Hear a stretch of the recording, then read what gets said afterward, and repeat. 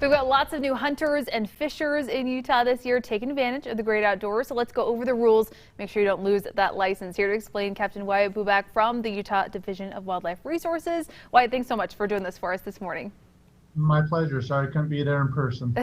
We're glad to see you anyway. Beautiful shining face. Why is it important right now to remind people about licensing and hunting rules? Have you seen more people breaking the rules recently? Yeah, we want everybody to enjoy the outdoors, go out, hunt and fish and enjoy the resources that we have in Utah. But we need to ensure that they're following the rules. And the best way to do that is to jump online and read our guidebooks. They have all the rules and regulations that recreationalists are expected to know. Got it. Okay. Do you have any kind of stories for us this year? Have you noticed any people or any areas that are people are forgetting those rules? No, statewide we have those issues off and on throughout the year, and it's fairly regular, especially with the amount of new people that are out recreating.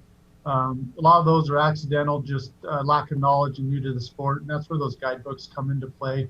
But we do have every year a number of people that go out and poach knowing and intentionally.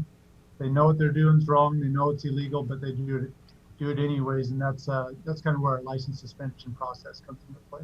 Got it. So let's talk about that license suspension process. So you catch someone poaching, what does that fine look like? What does that suspension look like if they have their license removed? So it will depend on the severity of the crime, whether it's a Class C misdemeanor, B, A, or felony.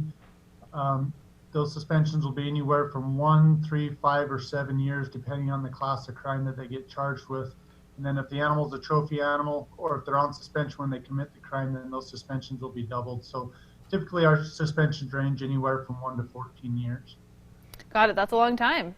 It can be, especially when you're putting in for points and it takes you a long time to draw some of these tags. It can be hugely detrimental, but we do reserve those largely for those people that are out there poaching intentionally. Got it. Okay. And then you mentioned fines.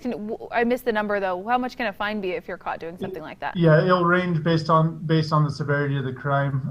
For example, the highest restitution amount we have for poaching an animal in the state is $30,000 for poaching a bighorn sheep, and they can go down to $5 for like non-game fish and things like that. So we got a wide array of restitution amounts, and then the courts will assess their own fines on top of that. Got it. So it's so important to know those rules. Can you remind people where can they go to make sure that they have all of the rules readily available as they're going out?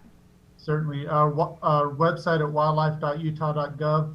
If you're hunting, fishing, trapping, any of that type stuff, we have all of our guidebooks online there, and they'll have every rule we expect you to know. So. All right, Captain Wyatt, thank you so much. As people are headed out this weekend, hopefully they're a little more confident in their hunting and fishing. Really great chatting with you. We'll have all of that information on our website too, abc4.com/GMU.